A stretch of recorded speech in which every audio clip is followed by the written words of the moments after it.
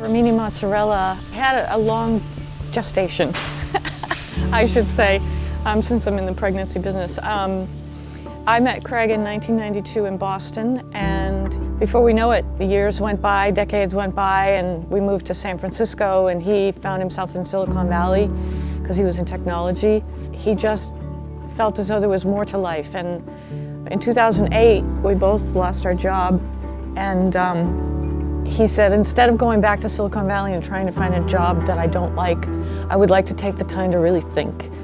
He looked inward at his passions in life, and two of his biggest passions were food and animals. He absolutely loved animals, and that's when he put the two together and came up with the idea of cheese making.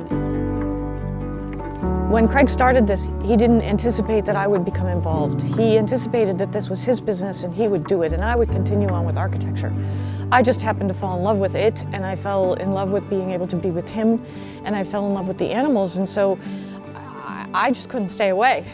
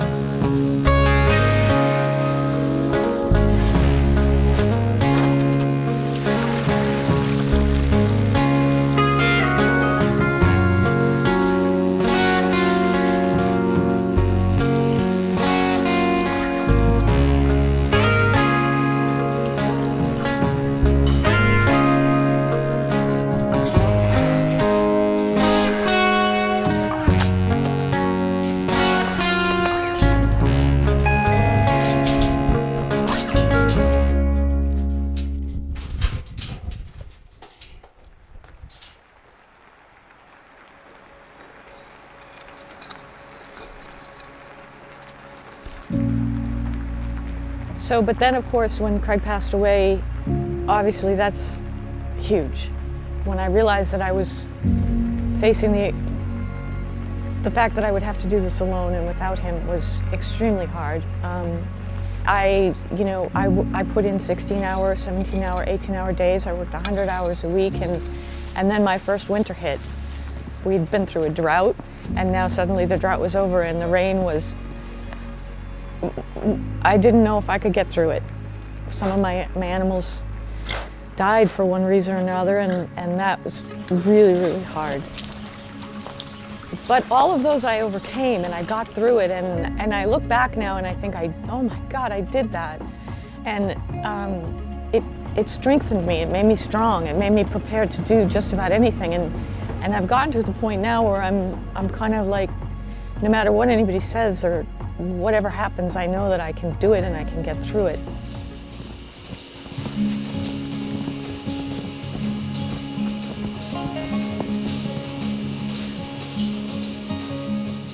Most traditional dairies will separate the baby permanently at birth, and then they will bottle feed the baby and milk the mothers twice a day to put out as much product as you can and try to tip the balances so that you make a profit.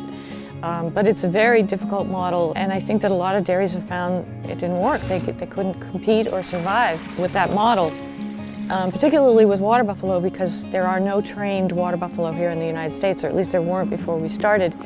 In my experience, because they are the most dog-like agricultural animal, they're very intelligent, and they actually, if raised in a loving environment and handled a lot by humans, they become very responsive to love and affection, much more so than commands or ordering, because they're kind of like me, they're very stubborn.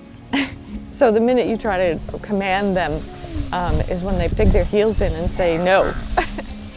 But the water buffalo require a release of oxytocin. All live birth mammals do, but because they haven't been bred here for generation after generation as milk producers, it's still very much ingrained in their DNA that they must have that release of oxytocin in order to let down their milk. And once you take the baby away from them, I think that there's a little disconnect with that release of oxytocin. And so they're here because I love them, and if I love them, then I should let them have what they love.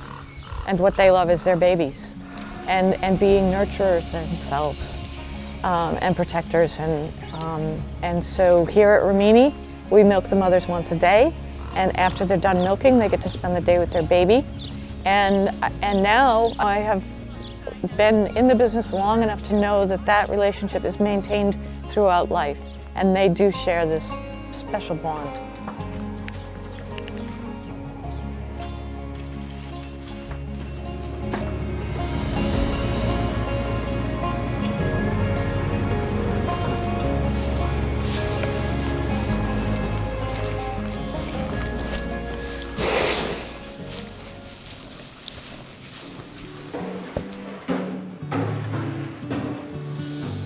In Italy, the only thing that's called mozzarella is made from buffalo milk.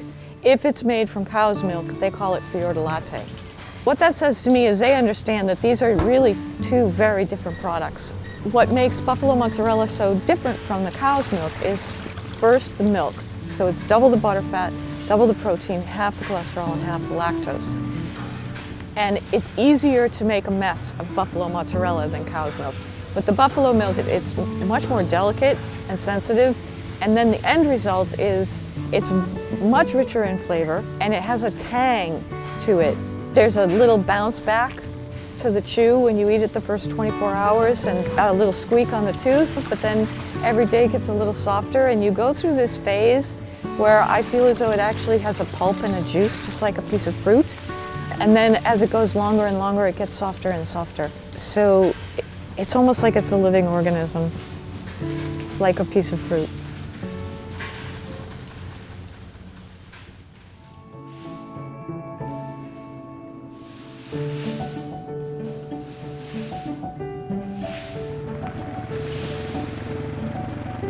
I don't intentionally hire women.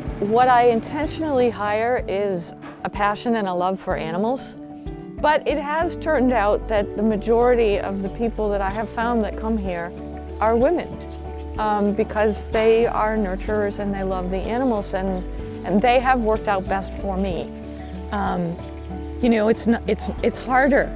I have to confess, you know, we don't grow muscles like men do, and I've watched men who, you know, loading my hay can load it with great ease. And with me, I have to be strategic. I have to understand physics and math and how to get the bale up onto the truck or the ATV without the muscle behind it.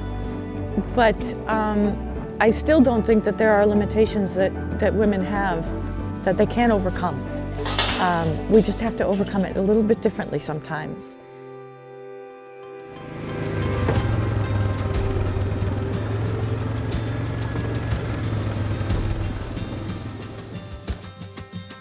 My vision for Ramini Mozzarella is that we stay small and we stay artisan, because I don't want to lose the bond with the animals. I have a dream that one day I will be able to buy a piece of property and I will be able to design or renovate the infrastructure on that property. Craig and I always talked about it being kind of like a winery, and that it can be open to the public almost 7 days a week for short tours, long tours, summer camps for kids, and that maybe we have an in-house kitchen and chef. I feel like it's so important to keep or allow the community to be connected with their food, where it comes from, how it's made, rather than just be a dairy that's secret and making product and selling it. And the only thing you know is what you can buy in the grocery store.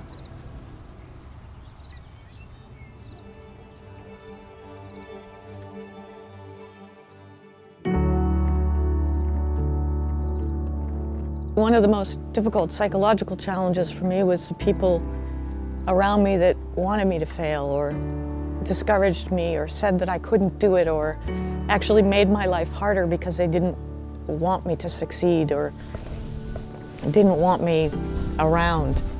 I had a couple of sayings that helped me get through all of it, and one of them was, the people who support me and encourage me are the wind beneath my wings.